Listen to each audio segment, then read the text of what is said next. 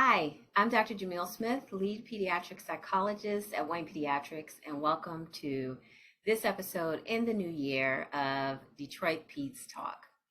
I'd like to start by wishing everyone a happy new year. And as we enter 2023, it's important to think about resolutions, to think about our habits and how we can improve into this new year.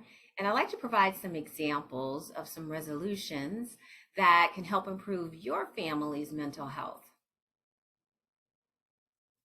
So, a few resolutions that can support your family's mental wellness include one, creating a family vision board, and two, making time for more conversations with your children about mental health in 2023.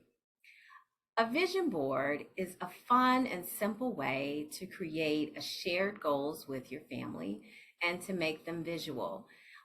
To create a visual board, simply find some poster board and think about what goals are important for your family to achieve in 2023, both big and small. So family goals can include keeping a room clean or having a family date night regularly. And the vision board is a great way to be organized with those goals and having a shared family vision board and making time for conversations and connections helps to fortify your family and strengthen those connections. So a fun part of the having a vision board is the creating of it all. Kids really can get into those kinds of activities. So you can find images that represent those goals, cut them out, and glue them on pieces of poster board or cardboard. And you can really get creative. You can have kids to draw on the board. It can really be your family's own design. Lastly, you want to hang that board somewhere where the family can reference it. You want to make sure that you keep those goals top of mind, and you'll be more likely to achieve them if they're in a place where everyone can reference those. Creating a family vision board is a fun bonding moment for the family in 2023.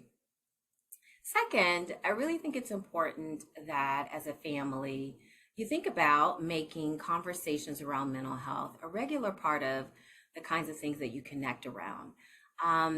Before things get to be problematic, this can be a way to just support and fortify overall mental wellness in the family. And you can engage in these kinds of conversations at an early age, and this can help destigmatize mental illness and talking about mental well-being. So depending on your child's age, you might approach this in different ways. For very young children, they may struggle to talk about emotions in explicit ways. And so one of the ways that we can help them to do that is to, for example, help visualize feeling words or words for emotions. And we can associate or put pictures together with those emotions so that they can begin to point out and reference those when they need to communicate how they're feeling. So creating a board with pictures of emotions, with those words, can help kids identify more easily with them. And when they have those really big feelings, instead of having to articulate it, they can use it as a way to express themselves.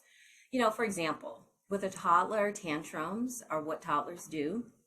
And so when you're trying to help understand what your toddler is experiencing, once they sort of calm down and they are in a space where you can kind of problem solve, right? So you don't want to engage in a lot of conversation when they're at the height of the tantrum. But once they're more calm, you can begin to say things and reflect back to them. I see that you're feeling something really big now. You have some really big angry feelings. How can I help you?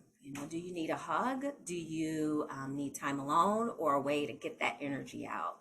And what you're doing in that moment is you're making it more explicit for them how to express feelings, and you're modeling for them the words they can associate with that experience. For school-aged children, they may begin to have more questions around mental health, and it's important to answer the questions that they have in honest yet age-appropriate ways. We know that if you don't have the answer, it's okay. You can say to them, you know what, I don't know the answer to that question, but I'm going to figure that out so that I can help you. And at this age, it's really great to start teaching them really common and easy ways to regulate their emotions, doing deep breathing with them, meditation, um, and just you showing them how to express your own feelings. These are all ways to build that capacity to be able to deal with their feelings.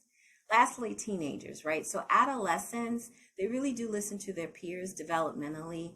That's an important part of who they are. And with social media, they often turn to find answers and support for mental well-being and mental illness. And so it's important that in general, that you really put some intention behind giving space for good conversation. And so you can say things like, I notice that you might be feeling a little sad, I'm here for you if you want to talk, and just leave it so that they know that you're there and open to that conversation. It's also important to open the door for conversations around mental health so you can destigmatize, if you have these feelings, this is a part of being a human being and we can work through it together.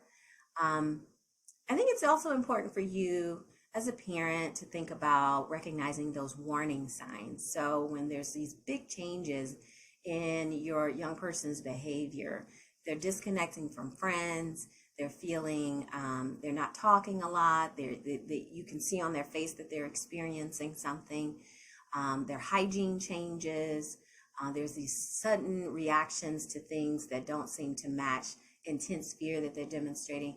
These are all sort of slight signs that something might be going on. And even if you don't have the answers for how to deal with that, your pediatrician can often be a good first resource to navigate some of these challenges. And here at Wayne Pediatrics, we have physicians and behavioral health professionals to help you navigate that. So hopefully this has sparked some ideas to improve your family's mental health in the new year. It's important to remember that mental and physical health are linked, and we need to take care of our mind the same way that we want to take care of our bodies. For more information about Wayne Pediatrics, please visit waynepediatrics.org and follow us on Instagram and Facebook for new shows posted monthly every first Wednesday of the month. And remember, pediatricians are the best option for the medical needs of your children. Take care.